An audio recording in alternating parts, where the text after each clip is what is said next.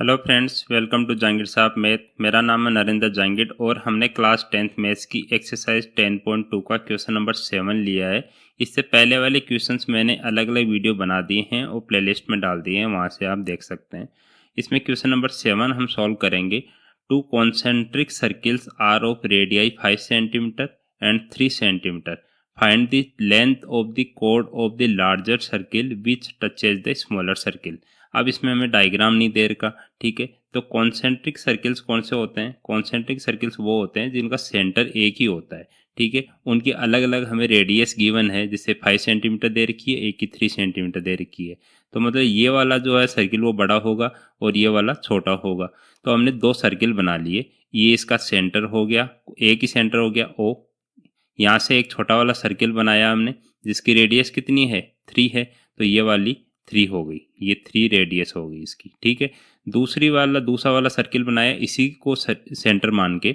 तो ये वाला सर्किल बना दिया बड़ा वाला, और उसकी रेडियस क्या हो जाएगी, ये ओ से लेके यहाँ तक ये इसकी रेडियस हो जाएगी। तो ये कितनी है, ये 5 सेंटीमीटर है, ठीक है। अब इसका हम नाम दे देते हैं कि जो ओ से लेके ये ए हो गई, ठीक है, और ये सी पॉइंट हो गया फॉर एग्जाम्पल, मान लिया है ना।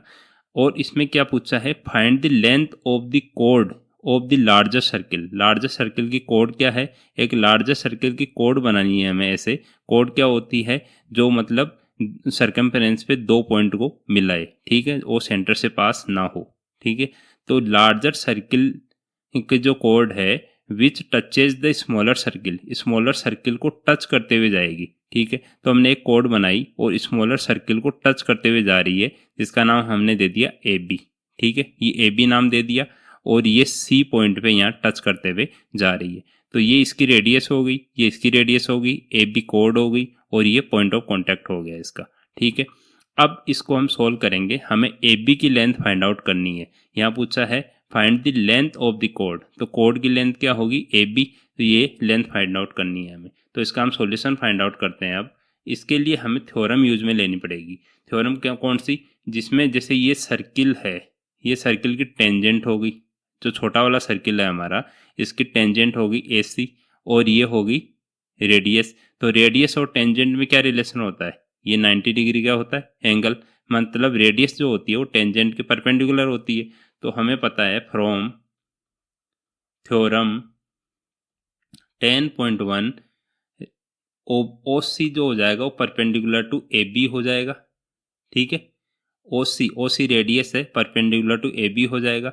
तो ये इसमें क्यों हो जाएगा, ये because radii is perpendicular to tangent. ये हमें पता है कि रेडियाई जो होती है वो टेंजेंट के परपेंडिकुलर होती है। अब इसमें देखो आप, ये राइट एंगल ट्रायंगल बन गया, कौन सा, ओ सी ए। ये राइट एंगल ट्रायंगल बन गया ओ सी ए, ठीक है। अब इसमें ये 90 डिग्री का एंगल है हमारे पास, इसमें ये 90 डिग्री का हो गया, इसके सामने वाली साइड हाइपोटेनस हो गई, और ये बेस हो गया, ये परपेंडिकुलर हो गया। तो हमें हाइपोटेनस की वैल्यू पता है, परपेंडिकुलर की वैल्यू पता है 3। तो हम बेस की वैल्यू फाइंड आउट कर सकते हैं। कैसे करेंगे, इन ट्रायंगल कौन सा, O C A, using Pythagoras theorem. Pythagoras theorem use में लेंगे, using Pythagoras theorem. Pythagoras theorem क्या बोलती है, ये बोलती है कि हाइपोटेनस का स्क्वायर मीन्स ओ ए का square is equal to base का square a C square plus perpendicular का स्क्वायर, परपेंडिकुलर क्या है, ओ सी, तो ओ सी स्क्वायर। अब हमें ओ ए की वैल्यू पता है कितनी, 5, तो 5 का होल स्क्वायर हो गया, इज इक्वल टू ए सी की वैल्यू पता है क्या, नहीं पता है, तो ए सी स्क्वायर ही रख देते हैं, प्लस ओ सी की वैल्यू पता है 3 है, तो यहाँ लिख देंगे 3 का होल स्क्वायर। अब 5 का होल स्क्वायर कितना होता है, 25, is equal to a C square चल ही रहा है, प्लस 3 का स्क्वायर कितना हो गया, 9। अब जो ए सी स्क्वायर प्लस 9 है वो लेफ्ट साइड में ले लो, ए सी स्क्वायर प्लस 9, बिकॉज हमें ए सी की वैल्यू पता करनी है, जो पता करनी होती है वो लेफ्ट साइड में रहनी चाहिए। A C square plus 9 is equal to 25।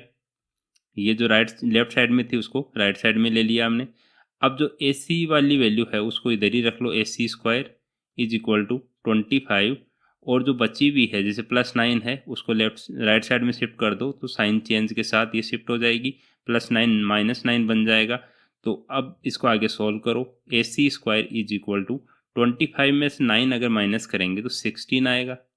अब इसका अगर स्क्वायर हटाएंगे, AC स्क्वायर है तो इधर अगर AC रखता हूँ मैं, स्क्वायर हटाऊंगा तो इधर स्क्वायर रूट लग जाएगा, तो root square root of 16।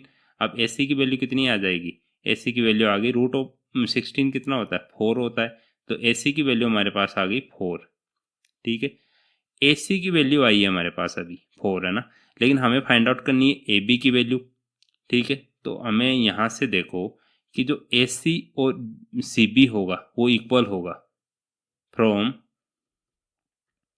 Diagram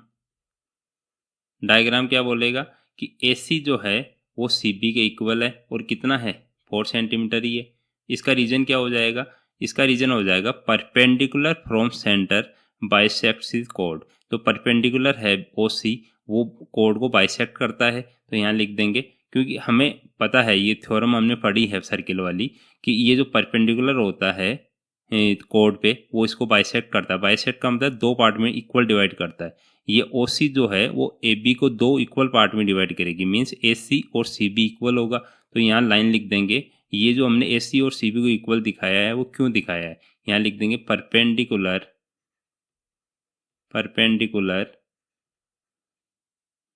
from centre bisects the code को बाइसेक्ट करती है, तो हमने इक्वल मान लिया, इक्वल हो गया मतलब ये। अब AB की वैल्यू फाइंड आउट करनी है, therefore AB is equal to, AB क्या है AC प्लस CB, तो AC प्लस CB, AC कितना है 4 है और CB भी 4 है, तो 4 प्लस 4, तो AB की वैल्यू कितनी आ गई, AB की वैल्यू आ गई 8 सेंटीमीटर। ठीक है, और AB क्या था हमारा, ये क्या है लेंथ ऑफ द कोड है, सो लेंथ ऑफ द कोड इज इक्वल टू 8 सेंटीमीटर। ये फाइनल आंसर आ गया हमारा। ठीक है, तो ये काफ़ी इजी है, इसमें आपको ध्यान ये रखना है कि कॉन्सेंट्रिक सर्किल्स बनाने हैं, और जो इसकी कोड है, जो बड़ा सर्किल है उसकी जो कोड है वो पहले वाले छोटे वाले सर्किल को टच करते हुए जाएगी। तो टच करते हुए हमने एक कोड बना दी यहाँ पे, जो इसकी टेंजेंट हो गई और इसके लिए कोड हो गई। अब कोड की लेंथ फाइंड आउट करनी है, इसके लिए हमें 2 साइड दे रखी है 5 और 3, तो ये AC फाइंड आउट कर लिया, फिर AC और CB इक्वल हो गया, इनको दोनों को ऐड कर दिया तो कोड की लेंथ आ गई। होप आपको समझ आ रहा होगा, अगर समझ आ रहा है तो चैनल को सब्सक्राइब कर लीजिए और प्लेलिस्ट में जाके सब वीडियोस देख लीजिए ताकि आपको 100% मार्क्स मिल सके। ठीक है, थैंक यू।